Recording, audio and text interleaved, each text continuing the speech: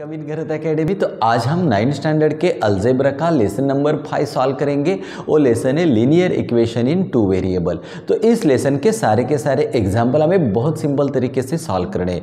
तो पहली वीडियो में हमने प्रैक्टिस सेट 5.2 के पहले 3 एग्जाम्पल सॉल्व किए थे। अभी इस वीडियो में हम एग्जाम्पल नंबर 4 से स्टार्ट करेंगे। तो example number 4, the total number of Lions and peacocks. तो देखो यहाँ पे कौन है, लायन से एंड पिकॉक से इन जू इज 50। तो दोनों की नंबर कितनी थी टोटल जू में? 50 थी। The total number of their legs, उनके लेग्स की टोटल नंबर थी 140।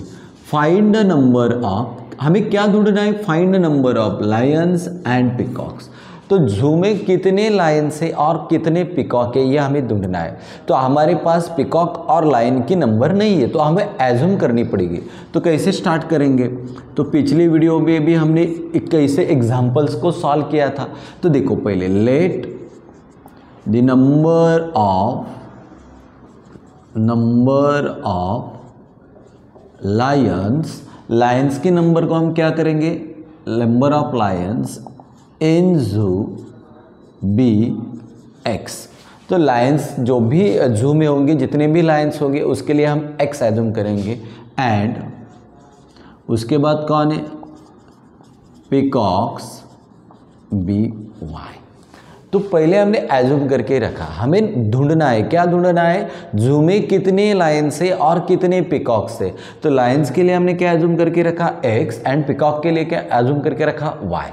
अभी क्या लिखेंगे? सेकेंड नंबर की step, according to given first condition. अभी फर्स्ट कंडीशन अभी कैसे मिलती है? हमें स्टेटमेंट को पढ़ना है।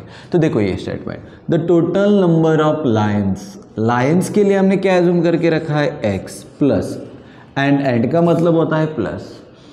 एंड पिकॉक्स के लिए हमने क्या एज्यूम करके रखा है? वाई। इन अ जू इज का मतलब इज इक्वल टू कितने? 50। ये मिला मुझे equation number 1।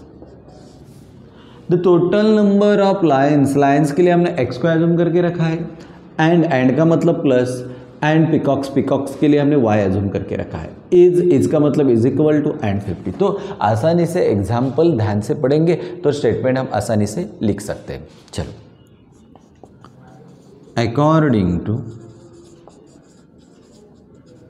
Given second condition. अभी हम सेकेंड कंडीशन को पढ़ेंगे। Total number of their legs, उनके लेग्स की नंबर। चलो अभी पहला हम क्या करेंगे? लायन को लेंगे। लायन के लिए हमने क्या एज्यूम करके रखा है? एक्स। लायन को टोटल लेग्स कितने होते हैं? लायंस के लिए 4 लेग्स होते हैं, तो ये बनेगा 4x प्लस। अभी हम लेंगे लायन के लेग्स कितने होते हैं? 4, और लायन के लिए क्या हमने एज्यूम करके रखा है? x, इसलिए 4x लिखा। अभी पिकॉक के लिए लिखेंगे। पिकॉक के लिए कितने लेग्स होते हैं? 2 होते हैं, तो 2 लिखो। और पिकॉक के लिए हमने क्या एज्यूम करके रखा है? y, तो उसके लिखो इज का मतलब इज इक्वल टू, और कितने? 140। तो legs, the total number of their legs, lion के लिए 4 लेग्स होते हैं तो 4x लिखा, क्योंकि लायन के लिए हम x लिखते हैं। पिकॉक के लिए 2 होते हैं लेग्स पिकॉक को, तो 2 लिखा। और पिकॉक के लिए हमने क्या एज्यूम करके रखा है? y is equal to 140। अभी देखो यहाँ पे इन सभी नंबर्स को 2 से डिवाइड करेंगे। तो यहाँ पे 4 को 2 से डिवाइड करेंगे, 2 2 जा 4। इस 2 को डिवाइड करेंगे तो यहाँ सिर्फ y बचेगा, और 14 को 2 से डिवाइड करेंगे तो 17 बचेगा। तो ये मिला मुझे इक्वेशन नंबर 2। हमें कितने इक्वेशन मिले? 2 इक्वेशन मिले। x plus y is equal to 50 and 2x plus y is equal to 70। तो अभी हमें क्या करना पड़ेगा? इसमें से x और y की टर्म से हमें क्या ये देखना पड़ेगा। तो यहाँ पे x की टर्म x है, यहाँ 2x है, मतलब x सेम नहीं है। यहाँ पे y है, यहाँ पे y, मतलब y सेम है, हमें सेम करने की ज़रूरत नहीं है। तो देखो यहाँ पे y सेम है, यहाँ पे भी y सेम है। अभी हमें साइन देखनी पड़ेगी। इस y के लिए प्लस का साइन है, इस y के लिए भी प्लस का साइन है, और जब दोनों ही साइन सेम है प्लस प्लस, तो जब सेम साइन होगी तो हमें क्या करना पड़ता है? इस ट्रिक से हम चलते हैं। पहली वीडियो में भी हमने पढ़ा था, जब सेम साइन होगी तो हमें माइनस करना पड़ेगा। तो चलो अभी सब्सट्रैक्शन करेंगे। इस बड़े 70 से छोटे 50 को माइनस करेंगे। Subtracting subtracting equation number 1 from equation number 2। Equation number 2 से इक्वेशन नंबर 1 को सब्सट्रैक्ट करेंगे। तो पहले 2 लिखो, 2x plus y is equal to 70। उसके बाद फर्स्ट लिखो x plus y is equal to 50। अभी हम सब्सट्रैक्ट करते तो यहाँ पे साइन लिखो माइनस माइनस माइनस, फिर 70 में से 50 को माइनस करेंगे तो 20 बचेंगे। ये प्लस माइनस माइनस होगा, मतलब ये दोनों ही निकल जाएंगे। अभी 2 में से एक x माइनस करेंगे तो कितना बचेगा, सिर्फ x। 2 में से 1 को माइनस करेंगे कितना बचेगा, x। मतलब देयरफॉर x की वैल्यू मुझे कितनी मिली, 20। अब बच्चों हमें क्या ढूंढना है, हमें y को ढूंढना है। कैसे ढूंढेंगे y को, तो सिंपल है, x की वैल्यू किसी भी एक इक्वेशन में सब्स्टिट्यूट करेंगे। Substituting x is equal to 20 in equation number, किसी भी सिंपल इक्वेशन में डालिए, इक्वेशन नंबर 1। क्या है equation number 1, x plus y is equal to 50। अभी x की वैल्यू इस इक्वेशन में हम लिखेंगे। चलो x की वैल्यू कितनी मेरे पास, 20, वो लिखे हमने। y is equal to 50, y को जगह पे रखेंगे, ये प्लस है, यहाँ जाने के बाद क्या होगा, माइनस। तो 50 में से 20 को माइनस करेंगे, कितने बचेंगे, 30। मतलब y की वैल्यू मुझे कितनी मिलेगी, 30। तो इस तरह से x और y की वैल्यू हमें निकालनी है। तो x मतलब क्या था, नंबर ऑफ लायंस। तो टोटल लायंस कितने थे, 20 थे जू में। और y का मतलब क्या था, पिकॉक्स थे। तो y कितने आ गए मेरे पास, 30। मतलब 30 पिकॉक्स थे जू में और 20 क्या थे, लायंस। तो सिंपल तरीके से हम एग्जाम्पल को सॉल्व कर सकेंगे। पहले हमें कंडीशन से 2 इक्वेशन बनाने हैं। स्टेप नंबर 2, इक्वेशन बनाने के बाद उसमें जो भी सेम टर्म है उसको निकालना है। x की वैल्यू मिलेगी तो उस पर y मिलेगा, y की मिलेगी तो उससे x मिलेगा। तो हमें x और y की वैल्यू को ढूंढना है। तो सिंपल तरीके से हम इस एग्जाम्पल को सॉल्व कर सकेंगे। अभी हम सॉल्व करेंगे एग्जाम्पल नंबर 3 को।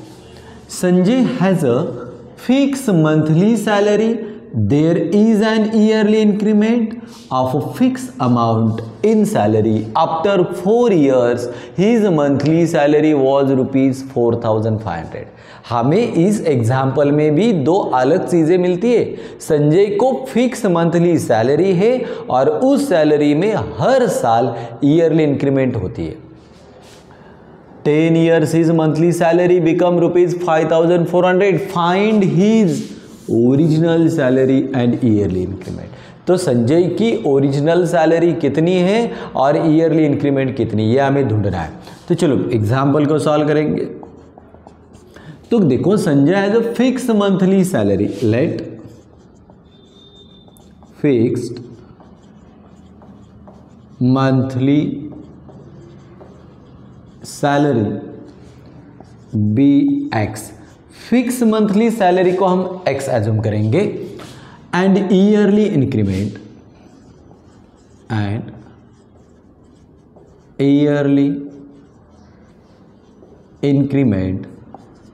B Y.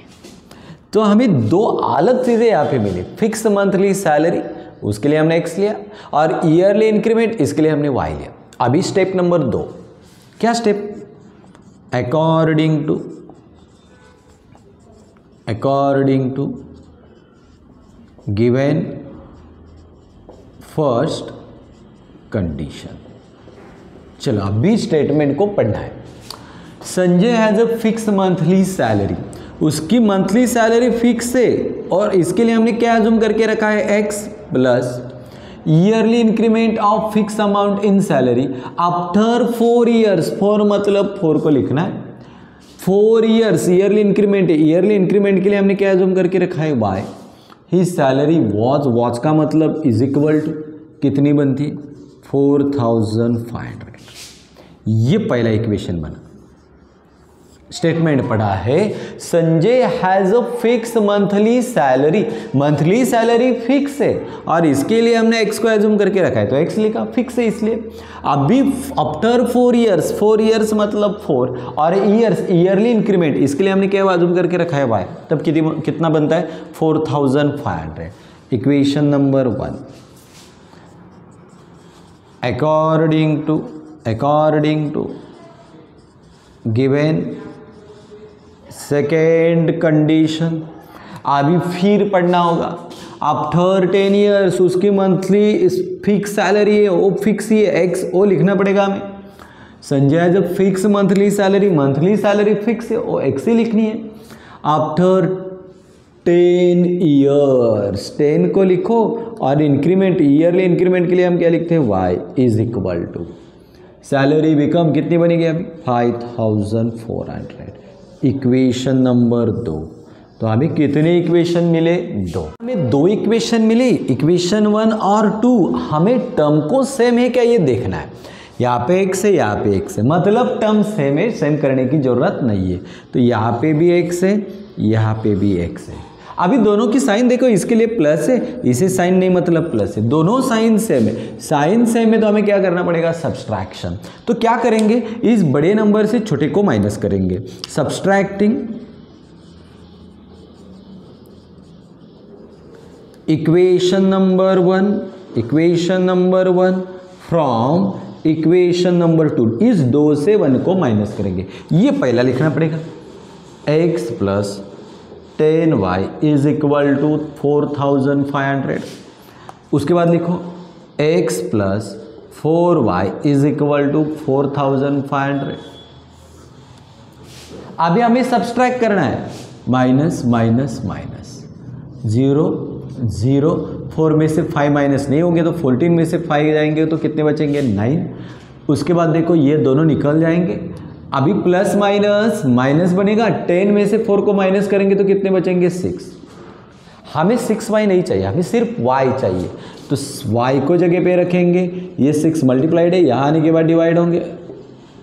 अभी हम डिवाइड करेंगे, यहाँ पे देखेंगे 900 डिवाइडेड बाई 6 बन जा 6। 9 में से 6 को माइनस करेंगे तो कितने बचेंगे, 3। फिर ऊपर से 0 लेंगे, 6 5 जा 30 और ये एक 0 बचा हुआ, तो कितना मिला मुझे, 150। तो y की वैल्यू मेरे पास क्या हो गई, 150। अब हमें y मिली है, अभी x को निकालना है। कैसे निकालते हैं, ये y की वैल्यू किसी भी एक इक्वेशन में रखेंगे। तो कैसे लिखेंगे, substituting y is equal to 150 in equation number, कोई भी एक सिंपल इक्वेशन ले लो, चलो इक्वेशन नंबर 1। अभी उस इक्वेशन को लिखना चाहिए, कौन सा equation, x plus 4y is equal to 4500। चलो x प्लस 4 इंटू y की वैल्यू मेरे पास कितनी है, 150 is equal to 4500। x plus, ये देखो इन दोनों का गुना करेंगे, 15 4 जा 60 और एक 0, 4500। x को जगह पे रखेंगे, ये माई प्लस है, आ जाने के बाद माइनस होगा, 4500 माइनस 600। अभी चलो करेंगे यहाँ पे 4500 माइनस 600, 0 0, 15 में से 6 तो 9। कितना मिला मुझे answer, x is equal to 3900। तो कितनी मिली मुझे x की value, x is equal to 3900। तो इस तरह से x और y की वैल्यू मिलेगी। तो हमें आंसर को तो कंप्लीट करना है, तो कैसे करेंगे, हमने x को फिक्स मंथली सैलरी, x की वैल्यू कितनी है 3900, तो ये होगी उसकी फिक्स मंथली सैलरी, और y मतलब ईयरली इंक्रीमेंट। ईयरली कितनी इंक्रीमेंट होती है, 150 रुपये ईयरली इंक्रीमेंट होती है। तो बहुत सिंपल है, कुछ डरने की बात नहीं। पहले 2 इक्वेशन को निकालना है, कैसे निकालेंगे, स्टेटमेंट के जरिए। फिर टर्म सेम है क्या नहीं ये देखनी, या तो टर्म सेम थी तो सेम टर्म है, तो हमें क्या करना पड़ेगा, उसके साइन देखने पड़ेंगे, और इस ट्रिक का इस्तेमाल करके हम एग्जाम्पल को सॉल्व कर सकेंगे। बहुत सिंपल है, कुछ ज़्यादा डरने की बात नहीं। अभी हम सॉल्व करेंगे नेक्स्ट एग्जाम्पल। देखो, the price of 3 chairs and 2 tables. तो यहाँ पे 2 अलग चीज़ें हैं, एक टेबल है और एक चेयर है, और हमें क्या ढूंढने के लिए बोला है, find the total price of 2 chairs and 2 table. मतलब एक टेबल है और एक चेयर है, एक को x एज्यूम करेंगे, एक को y एज्यूम करेंगे। चलो let the price of the price of share be x, chair की प्राइस के लिए हम एक्स एज्यूम करेंगे, एंड टेबल के लिए क्या करेंगे, एंड टेबल बी वाई। तो टेबल के लिए वाई लेंगे और चेयर के लिए एक्स एज्यूम करेंगे। अभी नेक्स्ट स्टेप कौन सी है हमारी, according to given first condition, according to given first condition.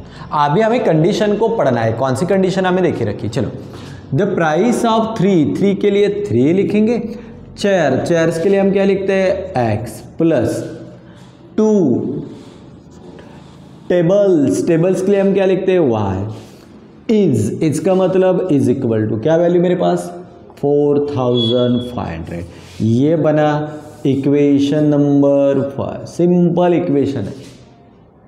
चलो अभी according to given second condition, according to given second condition फिर पढ़ेंगे अभी।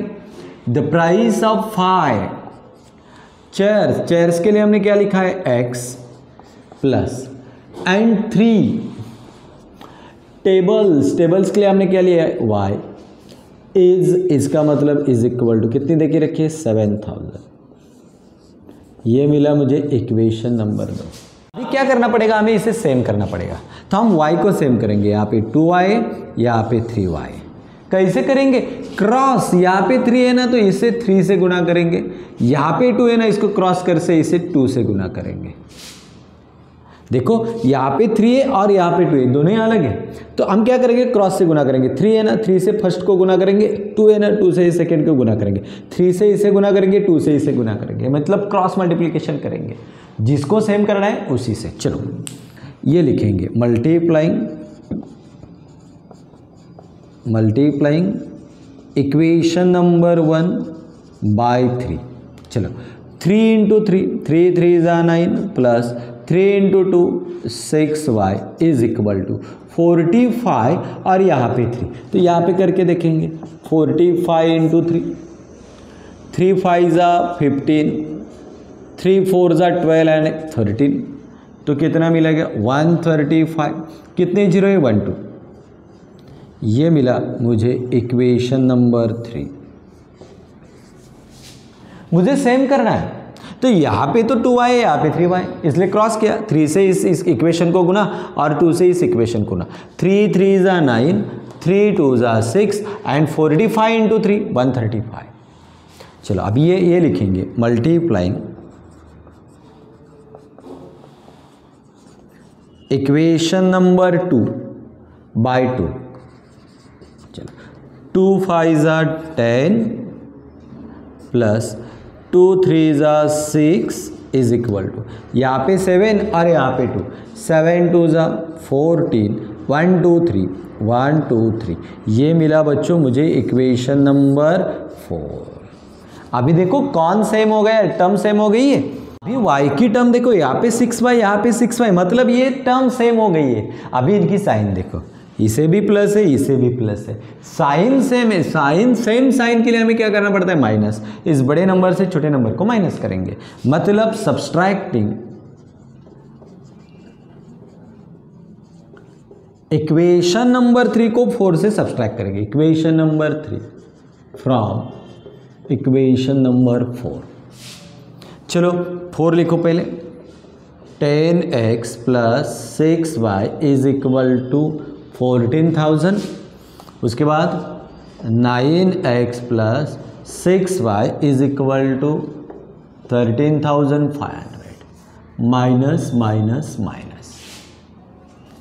10 में से 9 को माइनस करेंगे तो x बचेगा, ये दोनों निकल गए।